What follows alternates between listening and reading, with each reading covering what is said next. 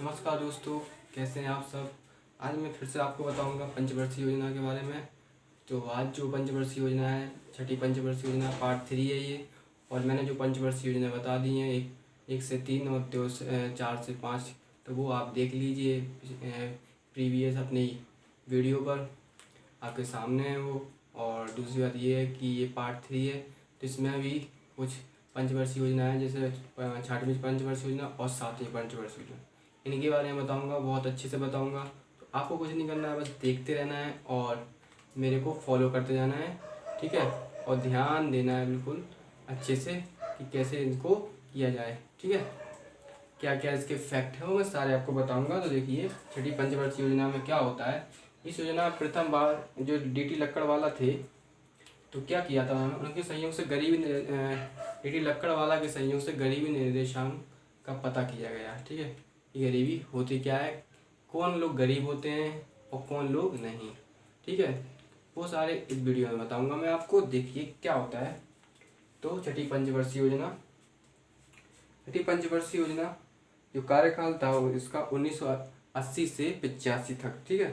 तो इसका जो उद्देश्य था वो क्या था, 1980 से 85 तक, ठीक है। उद्देश्य इसका गरीबी सृजन है। उद्देश्य गरीबी सृजन,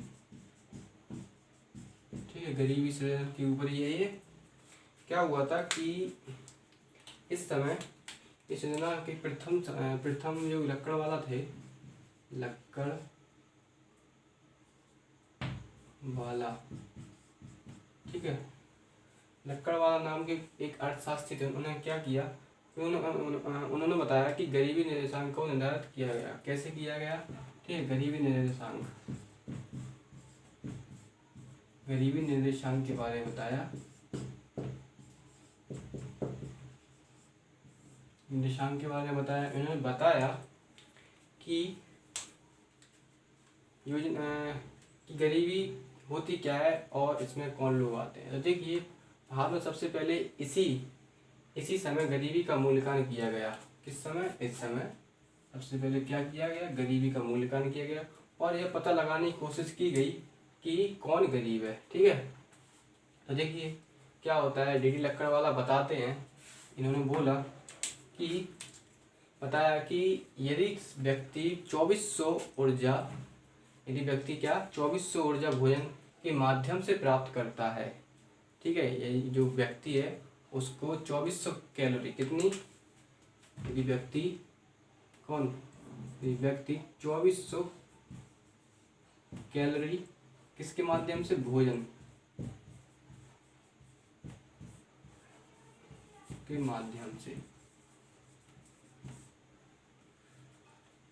के माध्यम से प्राप्त करता है। कहाँ का व्यक्ति, ग्रामीण का,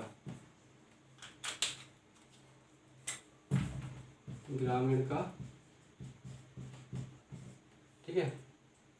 तो क्या होता है कि तो वह गरीब नहीं है। तो वो किस श्रेणी में नहीं है, तो वो गरीब नहीं है, ठीक है। और आगे चलते हैं शहरी में। शहरी क्षेत्र में लोग होते हैं, अगर वो 2100 कैलोरी भोजन के ही माध्यम से प्राप्त करते हैं तो वो भी गरीब की श्रेणी में नहीं है। और जो ग्रामीण में 2400 से कम हो वो गरीब की श्रेणी में, और शहरी में 2100 से कम हो तो वो गरीब की श्रेणी में आते हैं, ठीक है। अब आगे चलते हैं। इस योजना से ही गरीबी हटाओ का नारा दिया गया। किसका नारा दिया गया, गरीबी नारा दिया था, गरीबी हटाओ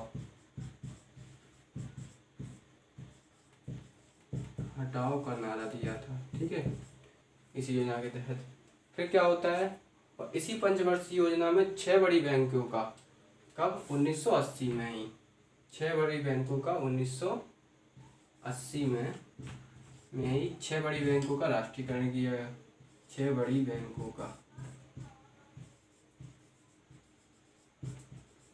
का राष्ट्रीयकरण किया गया।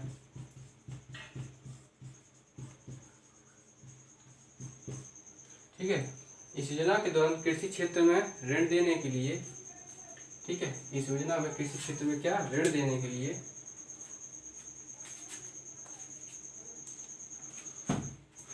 क्या किया गया, देश के लिए क्या किया गया, 12 जुलाई 1982, 12 जुलाई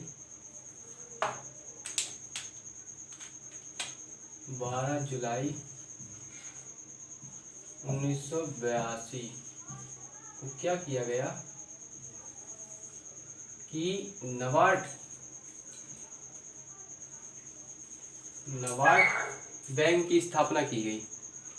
इसका उद्देश्य क्या था, नाबार्ड क्यों थी, ये ग्रामीण को क्या देती थी, जो धन देती थी, ठीक है, इसलिए कि खेती वगैरह अच्छी कर सकें, ठीक है, इसलिए ये धन देती थी नाबार्ड, ठीक है। ये किसको देती थी, जो ग्रामीण होते थे यानी किसानों को, ठीक है।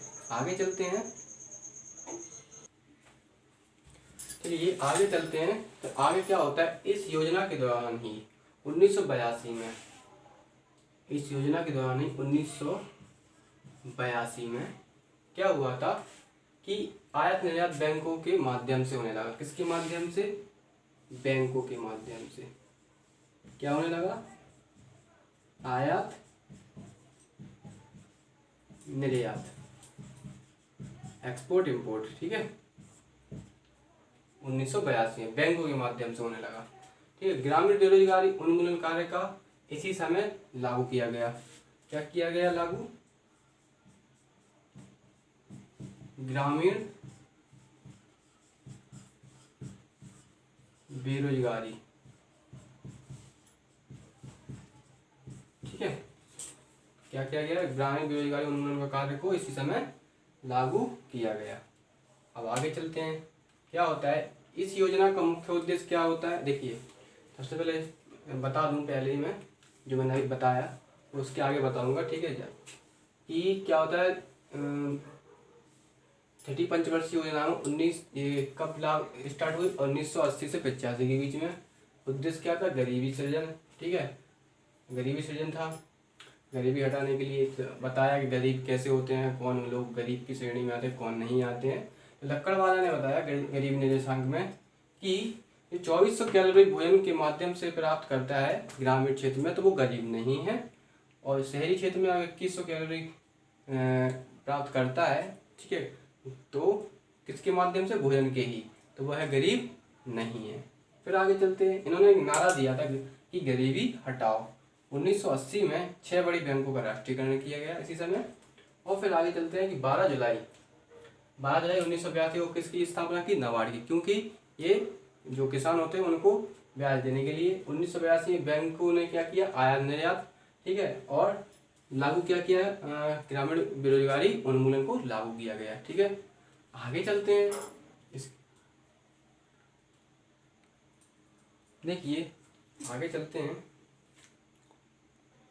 चलिए आगे बढ़ते हैं। आगे बढ़ेंगे तो देखिए देखते हैं कि इस योजना का मुख्य उद्देश्य जो था तो वो ये था, इसका मुख्य उद्देश्य गरीबी तो था ही, और भी इसमें कुछ चीज़ें ऐड की गई।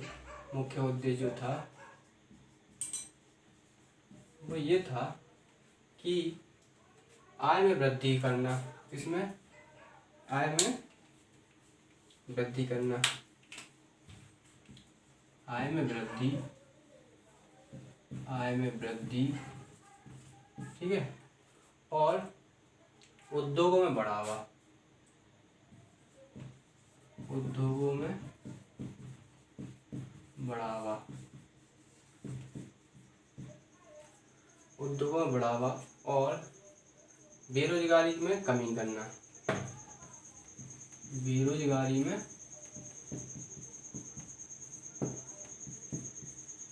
कमी करना, ये इसके मुख्य उद्देश्य थे, ठीक है। और तथा परिवार नियोजन के जरिए जनसंख्या पर नियंत्रण, किसके जरिए, परिवार नियोजन के जरिए, परिवार नियोजन के जरिए क्या करना, जनसंख्या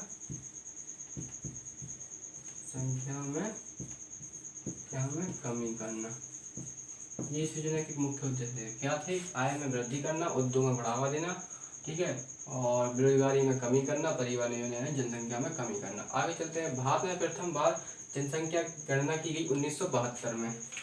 कब की गई? 1972 में। 1972 में 1972 में जनगणना की गई। तो उस समय जो वायसराय थे, कौन थे? जो वायसराय थे तो वो थे वायसराय जो थे वो कौन थे? Lord Mayo. लॉर्ड मेयो उस समय कौन थे? वायसराय थे। ठीक है। तो जबकि भारत में नियमित रूप से जनगणना कब की गई? 1881 में जो जनगणना की गई, सॉरी जो 1972 नहीं या 1872 है। तो भारत में कब की गई?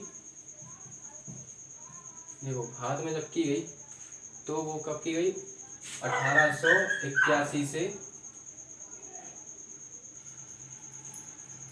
82 में किसके समय की गई? Lord Ripon. उस समय वायसराय कौन था? वायसराय जो था वो लॉर्ड रिपन था। ठीक है। क्या होता है कि ये जो जनगणना की गई थी वो नियमित रूप से की गई थी भारत में। ठीक है। और स्टार्ट कब हुई थी? 1872 में। वायसराय कौन थे? Lord Mayo. और भारत में जब की गई नियमित रूप से 1881 से 82 के बीच में, वायसराय उस समय थे लॉर्ड रिपन। ठीक है। आगे चलते हैं। 1921 को जनसंख्या विभाजन वर्ष कहा जाता है। किसको? 1921 को क्या कहा जाता है? जनसंख्या विभाजन वर्ष। जनसंख्या विभाजन वर्ष। ठीक है। किसको कहा जाता है? 1921 को। अब आगे चलते हैं। 1911 से 1921 के दशक में जनसंख्या वृद्धि में कमी आई थी। कब? 1911 से 1921 के बीच में क्या आई थी? जनसंख्या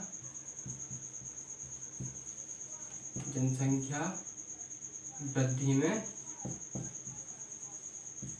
कमी। ठीक है। जनसंख्या वृद्धि में क्या आई थी? कमी। तो जैसा कि आपको पता है कि अभी जनसंख्या जो है तो 1 अरब और 30 करोड़, 31 करोड़, 35 करोड़ के बीच में है। ठीक है, भारत की जनसंख्या। और आगे चलते हैं, बताते हैं, फिर से इसको रिपीट करते हैं। तो इसका मुख्य उद्देश्य जो था वो गरीबी उन्मूलन से था। ठीक है। तो आय में वृद्धि करना भी इसका मुख्य उद्देश्य, उद्योगों को बढ़ावा देना, बेरोजगारी में कमी, परिवार नियोजन देना, जनसंख्या में कमी। फिर क्या होता है? 1872 में सबसे पहले जनगणना हुई थी। ठीक है। फर्स्ट जनगणना हुई थी। ठीक है। कब हुई थी? 1872 में। वायसराय कौन था? Lord Mayo.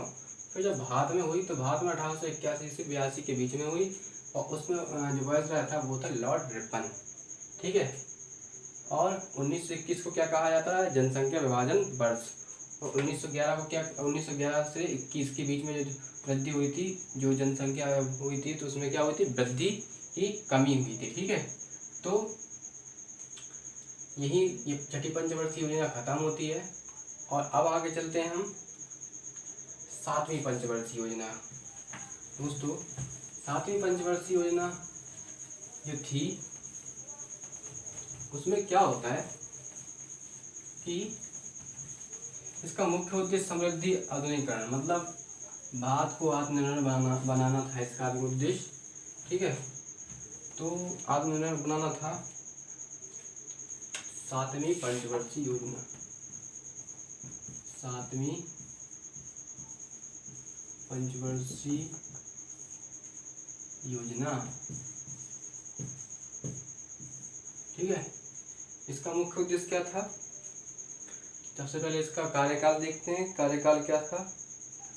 1985 से 90।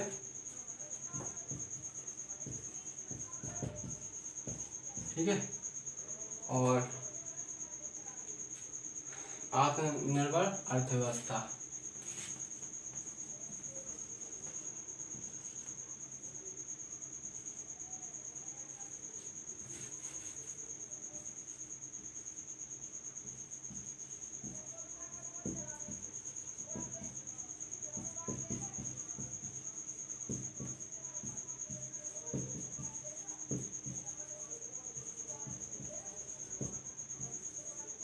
ठीक है, इसका उद्देश्य था। आगे चलते हैं हम।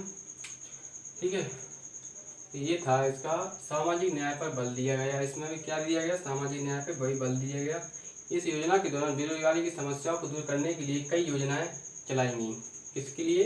बेरोजगारी को दूर करने के लिए कई योजनाएं चलाई गई। और इसमें ग्रामीण क्षेत्रों के लिए जवाहर योजना, तो देखिए कई योजना चलाई गई थी। ठीक है, योजनाएं थी, योजनाएं जो थी वो थी किसके लिए? जवाहर योजना किस लिए थी? ग्रामीण क्षेत्रों के लिए। ठीक है, किसके लिए थी? जो ग्रामीण क्षेत्रों के लिए, ग्रामीण क्षेत्रों। और जो क्या बोलते, नेहरू योजना थी, वो किसके लिए? शहरी क्षेत्रों के लिए।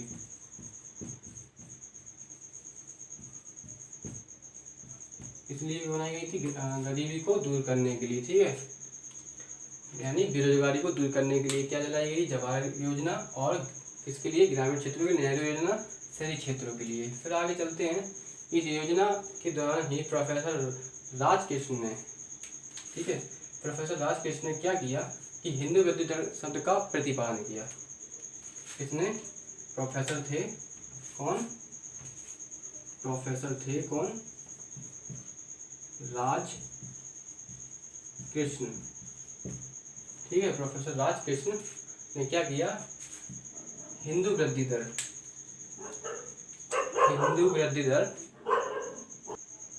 तो इनमें क्या किया था? हिंदू वृद्धि दर शब्द, हिंदू वृद्धि दर क्या है? शब्द का प्रतिपादन किया था। ठीक है, अब आगे चलते हैं। हिंदू वृद्धि दर होता क्या है, इसके बारे में जान लेते हैं। तो हिंदू वृद्धि दर जो होता है उसमें देखिए ये जो होता है, इसमें क्या होता है कि प्रोफेसर राजकृष्ण बताते हैं कि 1990 में क्या होता है कि पहले देश में प्रति व्यक्ति आय जो थी, देश में प्रति व्यक्ति जो आय बहुत कम थी। क्या थी? 1990 में आय जो थी बहुत कम थी। ठीक है, बहुत कम थी, तो इससे कम वृद्धि दर ही हिंदू वृद्धि दर कहा जाता है। क्या बताया जाता है प्रोफेसर राजकृष्ण ने कि हिंदू वृद्धि दर जो शब्द का उपयोग किया था, उसका मतलब ये था हिंदू वृद्धि दर का कि 1990 में आय व्यक्ति की बहुत कम थी। ठीक है, इस वजह से इसका प्रतिपादन किया गया। ठीक है, आगे चलते हैं कि इस योजना के दौरान 1986 में, मतलब इस योजना के दौरान 1986 में क्या होता है कि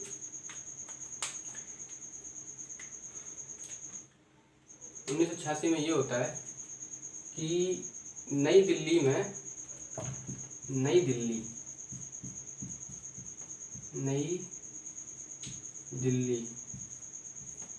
क्या करते हैं? ये नई दिल्ली में कपाट की स्थापना करते हैं। किसकी स्थापना? कपाट स्थापना की उन्होंने, कपाट की। ठीक है, यह कपाट क्या था? आधारभूत संरचना से संबंधित था। ठीक है, कपाट क्या था? आधारभूत संरचना से संबंधित, आधारभूत संरचना।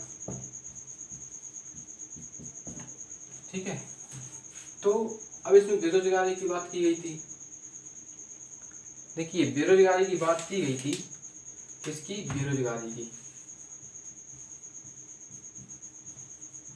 अब बेरोजगारी क्या होता है? देखिए बेरोजगारी बताता हूँ, ठीक है। बेरोजगारी क्या होता है? देखिए कि अगर कोई व्यक्ति साल के 273 दिन, 273 दिन जो साल होते 365 दिन से 273 दिन अगर वो कार्य करता है 8 घंटे का, तो वह व्यक्ति बेरोजगार नहीं, मतलब बेरोजगार की श्रेणी में नहीं आता है। और अगर एक दिन कम भी करता है तो उसे हम क्या कहेंगे? बेरोजगार। ठीक है, तो यही है बेरोजगारी। क्या है? साल के 200 मतलब वर्ष के 273 दिन अगर व्यक्ति कार्य करता है तो वो क्या कहलाता है? रोजगार युक्त है। ठीक है। और अगर उस मतलब बेरोजगारी तो देखो मतलब ये है कि 273 दिन करे तो वो रोजगार युक्त है, मतलब उसके पास रोजगार है रोजगार कहेंगे उसे। अगर उसके 273 के एक दिन कम भी करता है तो वो बेरोजगार की श्रेणी में आता है। ठीक है। अब बात करते हैं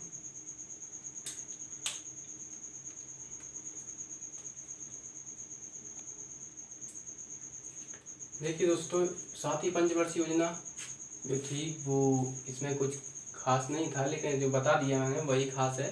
ठीक है, जो पॉइंट है। तो इसका उद्देश्य क्या था? आत्मनिर्भर अर्थव्यवस्था। योजनाएं इसमें थी जवाहर योजना जो ग्रामीण क्षेत्रों के लिए थी, और नेहरू योजना शहरी क्षेत्रों के लिए। प्रोफेसर राजकृष्ण ने बताया हिंदू वृद्धि दर। हिंदू वृद्धि दर क्या होता है? 1990 में इसकी आय बहुत कम हो उसको हिंदू वृद्धि दर में रखा गया है। 1986 में नई दिल्ली में स्थापना की गई थी कपाट की। कपाट क्या है? एक आधारभूत संरचना है। ठीक है। बेरोजगारी क्या होता है? वर्ष 273 दिन अगर व्यक्ति काम करता है और उसके पास तो क्या है? वो रोजगार युक्त है। और वो उसके 273 दिन के एक दिन भी काम करता है यानी 272, तो वो बेरोजगार है, उसको बेरोजगारी कहते हैं। ठीक है। इसी के साथ खत्म होता है ये। अब आगे चलते हैं हम। तो आगे चलेंगे हम आर्थिक नियोजन, आर्थिक उदारीकरण। आर्थिक नियोजन बता दिया मैंने। आर्थिक उदारीकरण क्या होता है? जब जिस प्रतिबद्धता में प्रतिबद्धता में कमी करने पर आर्थिक नीतियों को उदार बनाना तथा भूमि अधिग्रहण लाइसेंस प्रणाली को आर्थिक उदारीकरण कहलाता है। तो क्या बोला मैंने कि जब जिस आर्थिक प्रतिबद्धता में कमी, ठीक है, करने तथा अधिक नीतियों का उदारीकरण। देखिए लिख देता हूं मैं, आर्थिक उदारीकरण। आर्थिक उदारीकरण क्या होता है कि जब जिस आर्थिक प्रतिबद्धता में कमी करने पर, क्या करने पर? कमी करने पर तथा अधिक नीतियों का उदार करने पर, तथा अधिक नीतियों का उदार करने पर, उदार बनाना या ठीक है बनाना तथा भूमि अधिग्रहण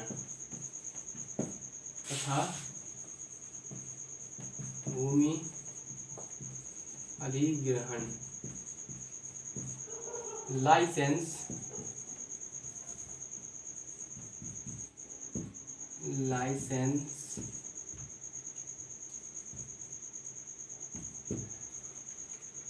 प्रणाली को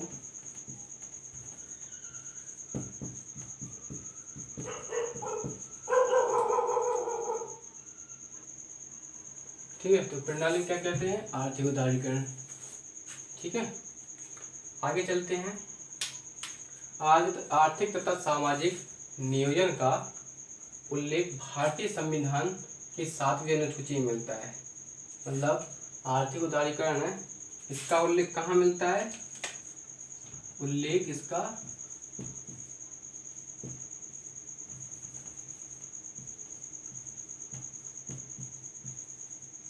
भारतीय संविधान की मतलब भारतीय संविधान की 7वीं अनुसूची में। ठीक है, भारतीय संविधान की 7वीं अनुसूची में इसका क्या मिलता है? उल्लेख। ठीक है, तो अब आगे बात करते हैं कि जो गाडगिल फॉर्मूला है, एक देखिए गाडगिल फॉर्मूला। अब आगे जो बात होगी गाडगिल फॉर्मूला, गाडगिल फॉर्मूला क्या था? फॉर्मूला, गाडगिल फॉर्मूला दोस्तों, इसका मतलब क्या था? इसका मतलब ये था, गाडगिल ने बताया कि भारत की जो आय है, जो कर के रूप में, किसके कर के रूप में जाती है, उसको राज्य तक पहुंचाई जाए। ठीक है, क्या कहा था कि भारत की जो आय है वो कर के रूप में राज्य को जाती है। ठीक है, मतलब कर के रूप में जो जाती है उसको राज्य तक पहुंचाए, और देश में उपस्थित आर्थिक तथा सामाजिक असमानता को दूर करने के लिए केंद्र से किस राज्य को कितनी धन दिया जाना चाहिए तथा केंद्र को योजना किस तरह से राज्य को लागू किया जाना चाहिए, उसे गाडगिल फॉर्मूला कहते हैं। ठीक है, ये हो गया इसका गाडगिल फॉर्मूला। अब बात करते हैं कि समावेशीय विकास क्या होता है? समावेशीय विकास, समावेशीय विकास क्या होता है? जब हम विकास की राह में जाना चाहते हैं और जिनमें आर्थिक स्थिति, स्वभाव, शिक्षा, इंडेक्स हैप्पीनेस आदि सभी पहलुओं में ऊपर की ओर वृद्धि हो, तो समावेशीय क्या हो? समावेशीय विकास कहलाता है। मतलब हमारी जब आर्थिक कंडीशन सही हो और हमारा हैप्पीनेस इंडेक्स, मतलब इंडेक्स हैप्पीनेस इंडेक्स होता है, हैप्पीनेस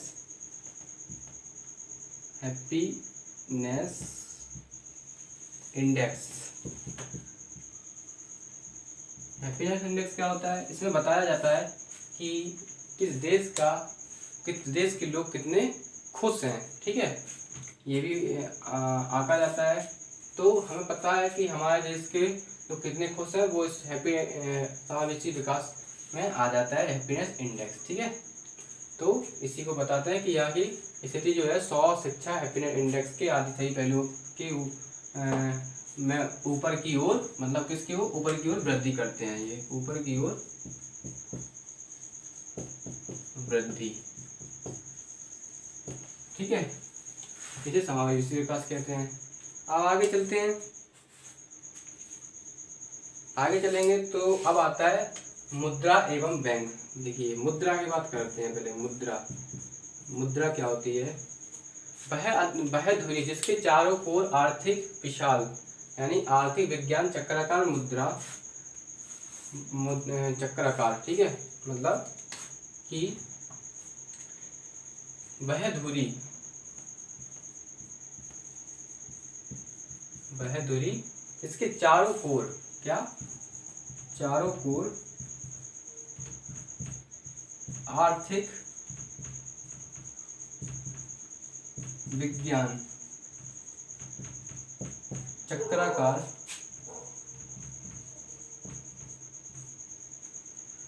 ठीक है, वह वस्तु है जो व्यापक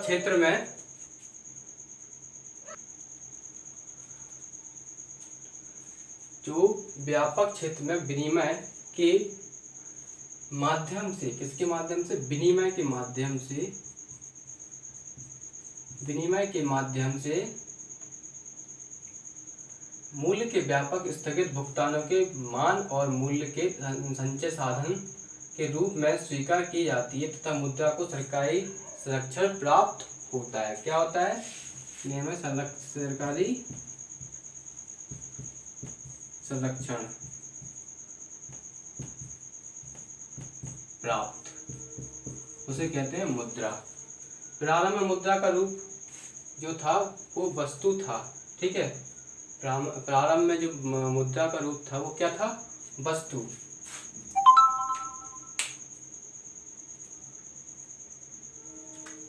देखिए, जो प्रारंभ में जो मुद्रा का जो रूप था, प्रारंभ में, चलिए साफ कर देते हैं, इसको रफ कर देते हैं। आर्थिक उदारी का उल्लेख भारतीय संविधान के 7वें सूची में मिलता है। कमी तथा आर्थिक नीतियों का उदार बनाना तथा भूमि अधिग्रहण लाइसेंस प्रणाली। और गार्डिकल का फॉर्मूला बता दीजिए, समावेशी विकास बता दें। हैप्पीनेस इंडेक्स ऊपर की ओर वृद्धि करता है। मुद्रा क्या है? वह धुरी जो जिसके चारों ओर आर्थिक विज्ञान चक्राकार विनिमय सरकारी संरक्षण से प्राप्त हो, उसे आर्थिक मुद्रा कहते हैं। अब आगे चलते हैं, मुद्रा से ही रिलेटेड है कि मुद्रा पहले कैसे होती थी। देखिए, पहले पैसे होते थे क्या होता था पहले? देखिए, पहले ये पैसे कुछ नहीं होते थे, पहले होता था वस्तु। वस्तु को क्या किया जाता था? गिरवी रखा जाता था, या वस्तु को मतलब कोई वस्तु दे देते थे, उसके बदले में हमें अनाज या कुछ खाने को मिल जाता था। तो मुद्रा क्या थी? प्रारंभ मुद्रा का रूप क्या था? कॉमोडिटी। प्रारंभ मुद्रा का रूप जो उसको कह रहे हैं कॉमोडिटी मनी। जो मुद्रा थी प्रारंभ में, देखिए लिख देता हूँ मुद्रा, ठीक है। मुद्रा जो थी तो वो क्या बन के आई पहले? वस्तु मुद्रा। वस्तु मुद्रा, इसे हम क्या कहते हैं? कॉमोडिटी मनी, है ना। कोई वस्तु होती थी जिसको हम बेच के या उसके बदले में हमें कुछ मिल जाता था, ठीक है, खाना मिल जाता था। फिर आगे चलते हैं, जब मुद्रा का रूप वस्तु से बदलकर, किससे बदलकर? वस्तु से बदलकर धातु के रूप में बना दिया गया। किसके रूप में? पहले वस्तु थी, अब धातु के रूप में, धातु, ठीक है। तो क्या होता है?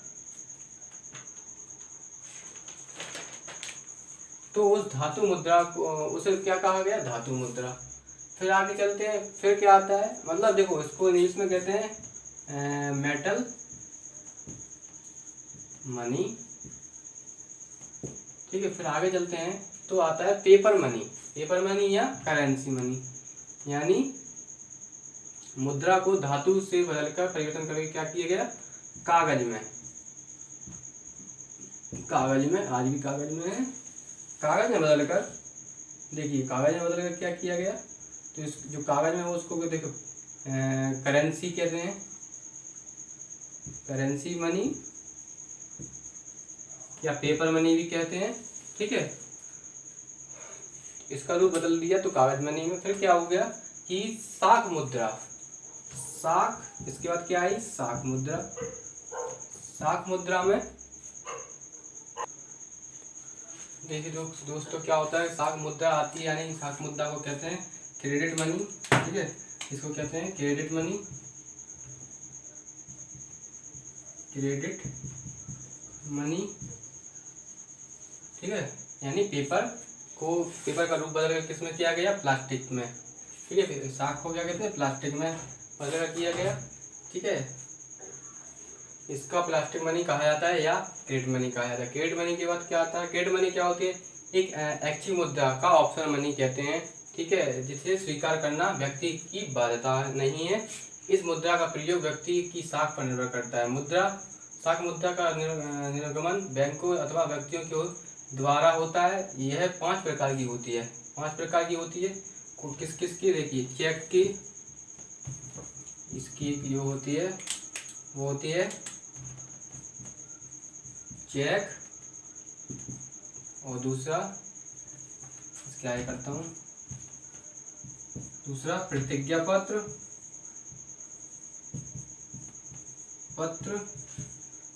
तीसरा जो होता है उसको कहते हैं हुंडी, या हुंड भी मिल जाएगा कहीं कहीं। चौथा होता है विनिमय पत्र। विनिमय पत्र यानी विनिमय पत्र क्या होता है?